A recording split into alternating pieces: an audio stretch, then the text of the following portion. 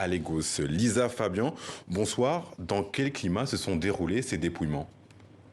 Eh bien, dans un climat plutôt joyeux dans l'ensemble, mais sous l'œil très aiguisé des Nigérians, bien décidés à ne pas se laisser voler leur vote. Beaucoup n'ont pas dormi la nuit dernière. Ils sont restés pour certains jusqu'à l'aube pour vérifier le travail des assesseurs. Le décompte des voix a été fait en public, à voix haute, parfois en chantant. Et bien souvent, les électeurs ont posté eux-mêmes les résultats sur les réseaux sociaux. En fait, ce sont surtout les soutiens de l'opposition et particulièrement ceux de Peter Obi, le candidat du Parti travailliste, qui ont voulu s'assurer que leur voix, leur voix compte.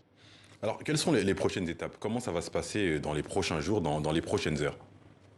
La commission électorale du Nigeria a commencé à annoncer ce soir les tout premiers résultats, mais le processus a été très vite interrompu. Il reprendra demain matin à 11 heures et il faut s'attendre à ce que tout ça prenne beaucoup de temps avant d'avoir une tendance au niveau national.